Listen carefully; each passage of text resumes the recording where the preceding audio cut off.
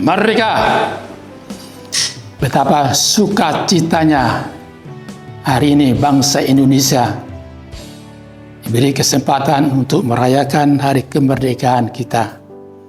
Untuk itu, bagaimana kita supaya menikmati kemerdekaan itu? Marilah terlebih dahulu kita mendengarkan firman Tuhan yang saya bacakan untuk kita, itu dari surat Kolose pasal 1 ayat 17. Ya. Kolose pasal 1 ayat 17. Ia ada terlebih dahulu daripada segala sesuatu, dan segala sesuatu menyatu di dalam Dia. Sekali lagi, Ia ada terlebih dahulu daripada segala sesuatu, dan segala sesuatu menyatu di dalam Dia. Dan itulah makna kemerdekaan yang paling dalam kehidupan setiap orang, insan yang sungguh-sungguh mau menikmati kemerdekaan itu. Apa itu? Tak lain dan tak bukan, kita harus hidup di dalam Dia, di dalam Tuhan, di dalam Allah yang kita kenal dalam Yesus Kristus, Tuhan dan Juru Selamat kita. Dialah satu-satunya sumber kemerdekaan itu. Kalau Dia anugerahkan kemerdekaan kepada bangsa Indonesia, kepada saudara dan saya, itu mempunyai makna, ada tujuannya, itu supaya hidup kita juga hidup untuk kemuliaan nama Tuhan.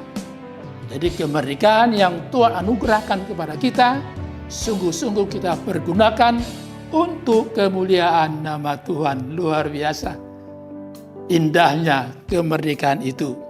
Itulah melalui firman hari ini, maka renungan ini memberi arahan, ya, memberi semacam pegangan kepada kita.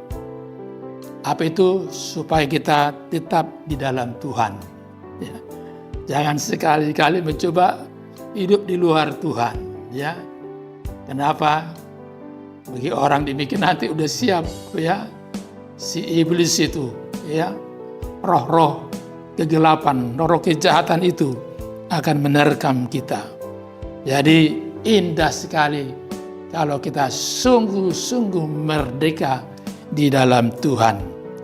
Saudara yang dikasihi Tuhan Yesus, ayat ini ditulis oleh Rasul Paulus, ya, untuk mempertegas, ya, mempertegas apa? Bahwa keilahian di atas segala ciptaan. Keilahian Tuhan Yesus itu di atas segala ciptaan. Jadi Kristus Yesus sudah ada sebelum segala sesuatu diciptakan, ya. Dia sudah ada dia. Ya. Sebelum ada penciptaan dia sudah ada. Itulah dia ada dari kekal untuk kekekalan, ya. Jadi dia kekal selama-lamanya. Di dalam Kristus saudara dan saya kita merdeka. Itulah kemerdekaan yang sesungguhnya. Jadi segala sesuatu ada di dalam Dia. Dia bersifat kekal karena Dia adalah Allah sendiri. Jadi tanpa Dia, tanpa Kristus Yesus, segala ciptaan akan hancur. Bayangkan itu. Demikian juga tanpa Kristus Yesus Tuhan kita, kemerdekaan kita juga akan sirna, sia-sia belaka. Dan inilah ajakan dari Rasul Paulus, ya. Apa ajakannya? Tetaplah di dalam Tuhan. Tetaplah kita di dalam Tuhan. Artinya kita menyatu di dalam Tuhan. Ibarat kertas, ya, yang sudah menyatu di dalam itu, ya, menyatu. Dan kalau kita coba memisahkan kertas ini, apa yang terjadi? Robek dia, kan? Demikianlah kehidupan kita anak-anak Tuhan. Kalau kita mau memisahkan diri, ya, tidak mau menyatu dengan Dia, nah itulah robek hidup kita ini. Artinya hancur, tak berguna. Dan maksud kedatangan Tuhan kita datang ke dunia ini supaya saudara dan saya sungguh-sungguh berguna. Hidup berguna itulah jadi berkat bagi kita semuanya. Oke, selamat kita memerdekakan anugerah yang Tuhan berikan kepada kita. Kenapa?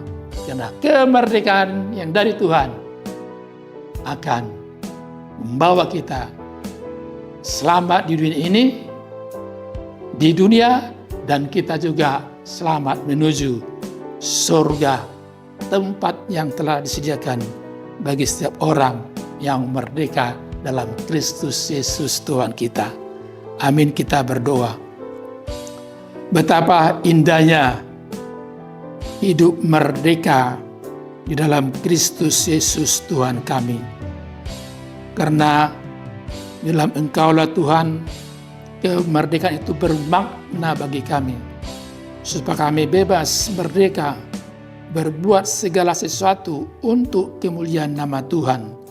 Dan menjadi berkat bagi setiap anak-anak-Mu yang menjalani, yang menghayati kemerdekaan yang Tuhan anugerahkan. Karena Tuhan, tatap tiluklah seluruh para pemimpin di negara kami, agar kemerdekaan yang Kau anugerahkan ini sungguh-sungguh menghasilkan kemakmuran dan kesejahteraan, sehingga rakyat Indonesia, bangsa Indonesia, sungguh-sungguh menikmati kemerdekaan itu. Karena itu Tuhan, dan Engkau tetap di depan kami, dan kami setia mengikuti jalan-Mu, kehendak-Mu. Tuhan, kami juga mendoakan saudara kami, mungkin mereka gagal dalam usahanya, Tuhan menolong mereka, mengangkat mereka, sehingga mereka berdiri teguh kembali.